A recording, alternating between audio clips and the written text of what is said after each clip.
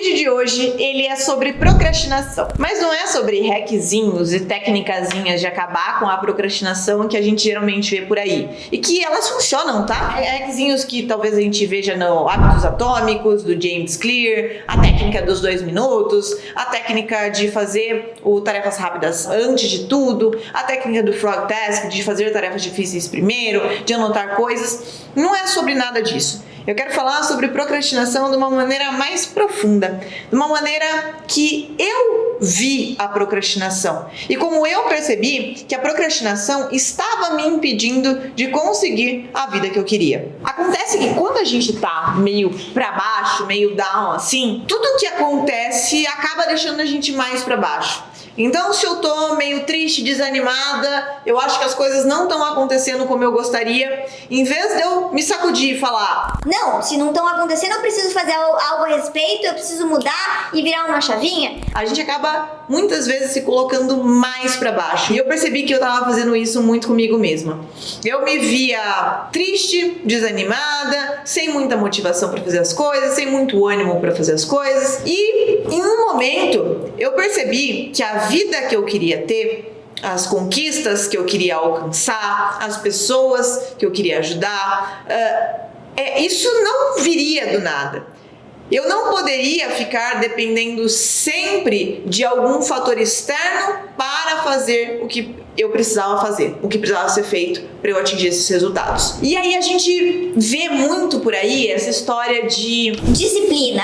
Você não precisa de motivação, você precisa de disciplina. Eu, inclusive, já repeti isso várias vezes. Você não precisa depender de motivação, você precisa ser disciplinado. Mas eu percebi que, de certa forma, isso é meio bullshit. Isso é meio besteira. Porque quem consegue ser disciplinado se não há, na outra ponta, um motivo para a ação?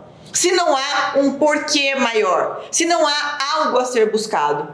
Então eu entendi que motivação não é só aquele ânimo, aquele entusiasmo que a gente tem diante de um discurso ou diante de algo muito legal que acontece na nossa vida. Isso é entusiasmo, isso é euforia. E essa sensação de entusiasmo e euforia, elas são passageiras. Elas se perdem num piscar de olhos. Em 1, 2 dias, quando muito, você já não sente mais nada. É isso que não pode reger a sua vontade. Eu percebi que a motivação, ela precisa existir. A motivação é o porquê. Então a primeira regrinha que eu usei para acabar com a motivação é começar pelo porquê. Qual é o meu porquê?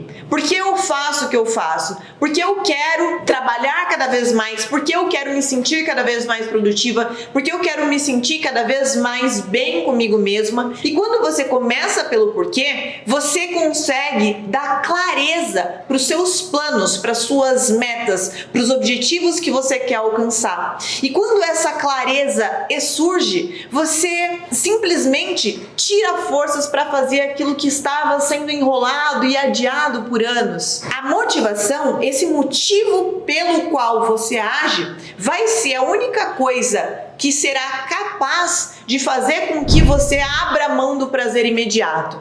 Vou te dar um exemplo simples. Por exemplo, eu queria ver um filme, eu queria sentar e ver um filme no meio da tarde. Eu sentando e vendo o filme no meio da tarde, eu estaria tendo um prazer imediato naquela ação. Então a recompensa, o meu sistema de recompensas seria ativado imediatamente. Eu sento, vejo o filme, eu estou feliz, eu estou tranquila.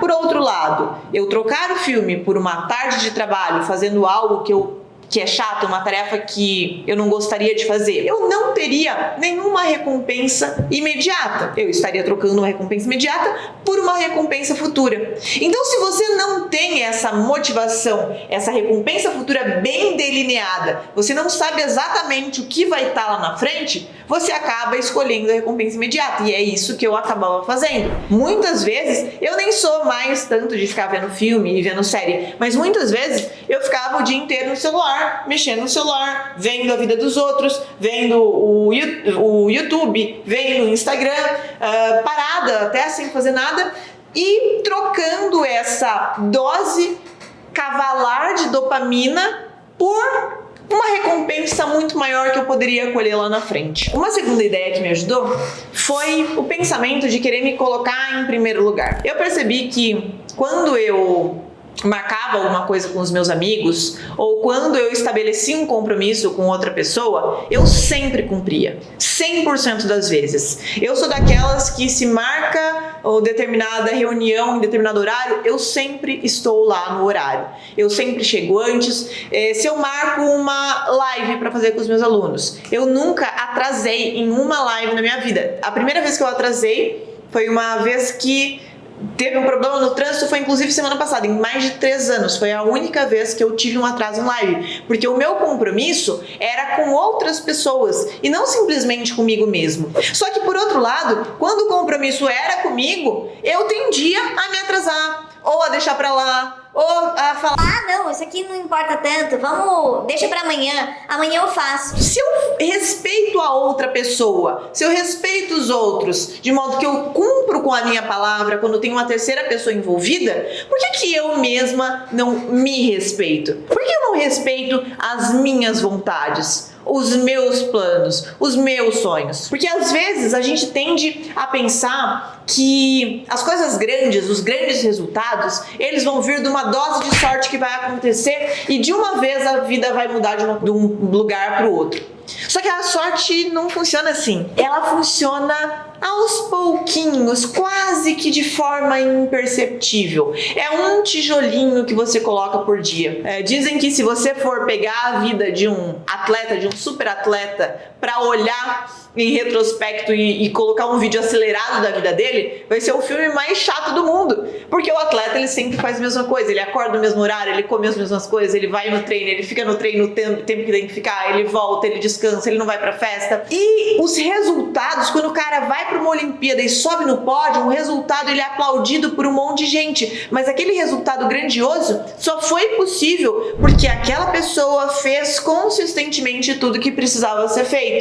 Então, se a gente não tem essa ideia de que grandes coisas são feitas de um monte de coisinhas, são vários pequenos atos, vários pequenos hábitos que a gente repete dia após dia, que vão trazer os resultados que a gente espera. Se a gente não toma consciência disso, e essa consciência eu demorei para tomar, que eu achei que ia ser uma ruptura, um dia vai acontecer alguma coisa e a vida vai mudar. Quando eu virei essa chavinha, eu percebi que a minha procrastinação estaria sendo a ladra dos meus próprios sonhos. E que aquele atozinho que eu não fizesse, ele impactaria em cascata. Porque se eu não faço hoje, eu ensino para mim mesma que tá tudo bem falhar com a minha palavra. Se a regra é falhar, se a regra é inventar desculpa, se a regra é deixar para depois, e não há consequências negativas imediatas, eu me ensino que tá tudo bem ser desse jeito. E obviamente, em um momento a conta vai chegar e eu descobri que eu não quero pagar para ver essa conta. Um terceiro ponto que me ajudou bastante foi ver com clareza a pessoa que eu quero me tornar. Eu tenho um quadro de sonhos e nesse quadro eu reúno todos os elementos visuais que representam a pessoa que eu quero ser. As palestras que eu quero dar, a vida que eu quero ter, a casa que eu quero ter, o carro que eu quero dirigir, a pessoa com quem eu quero estar, a família que eu quero formar. E esse quadro, ele é uma, talvez, das maiores fontes de motivação que eu tenho.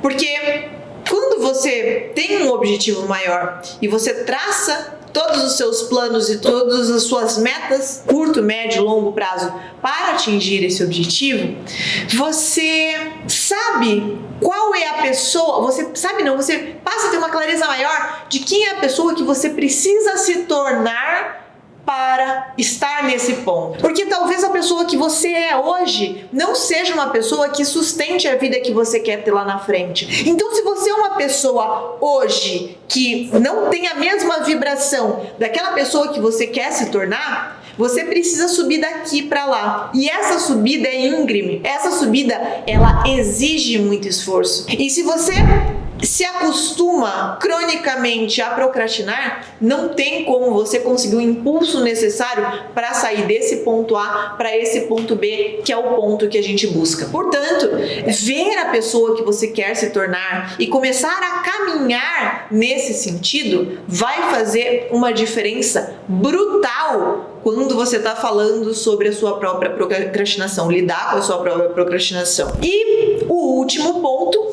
é é definir as prioridades. Porque quando tudo é prioridade, nada é prioridade. A gente precisa ter muita clareza na hora de dizer não.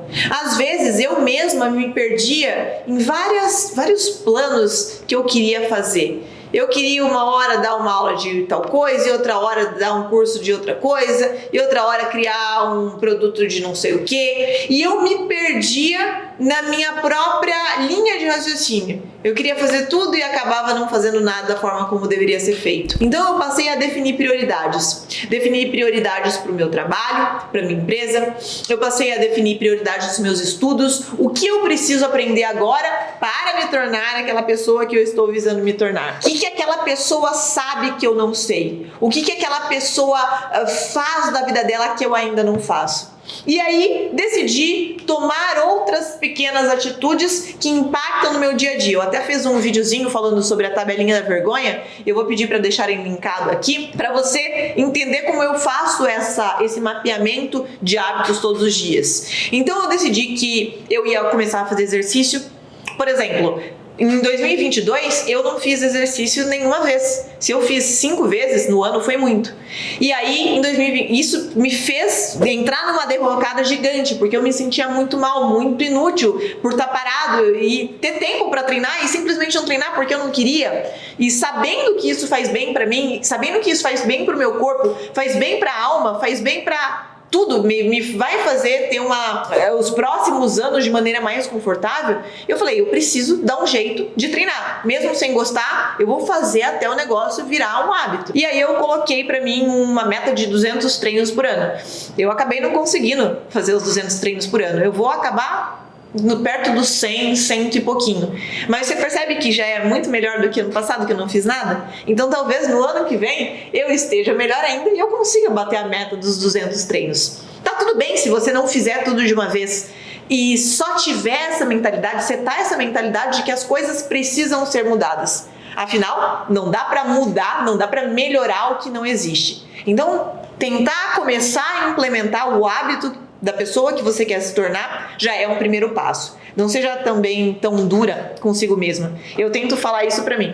Você não pode ser tão dura com você mesmo. Você já está bem melhor do que você estava ano passado. E isso também é um ato de amor próprio. O outro ponto é começar a fazer dieta. Eu sempre tive um biotipo genético que de alguma forma me favoreceu. Eu nunca me incomodei com o meu corpo. Eu nunca tive... Quando eu era novinha, eu era muito magrinha, então eu tinha um pouco de complexo disso, mas depois que eu cresci um pouco, meu corpo ficou um corpo ok, e aquilo lá nunca me incomodou demais. Só que eu comecei a perceber que eu poderia ter um corpo muito mais legal se eu treinasse. E essa pessoa que eu quero ter tem esse corpo. Essa pessoa do futuro que eu quero ser, a meta que eu defini, ela tem esse corpo. E ela faz dieta. E ela treina. Só que para essa pessoa, para eu chegar nessa pessoa, o hábito ele tem que ser instaurado aqui. Então eu fui atrás de atos práticos que me fizessem colocar esse plano da teoria no mundo real. Fui atrás do nutricionista, fui atrás do treinador para fazer o treino. E isso ajuda, esses pequenos atos que a gente coloca de implementação do plano que a gente desenhou, eles ajudam a gente a combater a procrastinação. Porque agora você não tem mais aquela barreira de eu vou fazer dieta, mas eu não sei o que eu vou comer. Eu vou treinar, mas eu não sei que exercício fazer. Então você acaba com as suas próprias desculpas. Você dá um jeito de acabar com as suas próprias desculpas no meio do caminho. A mesma coisa com a água. Eu não bebia água por 2 litros de água por dia, 2,5 litros de água por dia, simplesmente porque eu não tinha justificativa nenhuma. Simplesmente porque eu não bebia. Então, para facilitar, para acabar com as minhas desculpas, eu comprei uma garrafa que tem 2 litros e aí eu preciso pelo menos beber uma garrafa dessa. Aí de manhã eu encho a garrafa, eu deixo a garrafa na minha frente e todas as vezes que eu olho para ela eu falo, putz, não acabou. Aí eu bebo mais um pouquinho da água. Fazendo isso, eu entro nesse flow de conseguir cumprir com esses pequenos objetivos. Um outro objetivo que eu coloquei é transmitir a imagem da forma que eu gostaria de parecer. Então começar a me preocupar um pouquinho mais quando eu apareço no Instagram, por exemplo, da forma que eu apareço, e em alinhar essa imagem da pessoa de agora com aquela pessoa que foi desenhada e estudar temas importantes para o objetivo que eu quero. Talvez para o seu objetivo seja se preparar para uma prova, talvez seja para a OAB, talvez seja para um concurso, talvez o seu objetivo seja aprender a advogar, talvez o seu objetivo seja ser muito boa na sua profissão. Não importa o seu objetivo. Quando você define qual é esse objetivo, você tem clareza de quais caminhos precisam ser perseguidos, as coisas que você precisa aprender. E aí você vai buscar pessoas que consigam te ensinar sobre aquilo. Sou uma pessoa que gosta muito de estudar, não foi sempre assim, mas agora, vendo as consequências dos estudos na minha vida, é algo que eu não estou disposta a abrir mão. Então, sempre ter clareza do que eu preciso estudar, por que eu estou estudando isso e o que isso vai impactar na minha vida. Fazer isso dia a dia, falhando algumas vezes, porque a gente vai acabar falhando, mas buscando sempre melhorar e sempre ser a nossa melhor versão naquele determinado dia, isso vai ajudar absurdamente no longo prazo. Espero que tenha contribuído um pouquinho com a sua forma de pensar sobre a procrastinação, sobre o que está na raiz do problema. E se você gostou do vídeo, não deixe de curtir e se inscrever no canal. A gente se vê no próximo.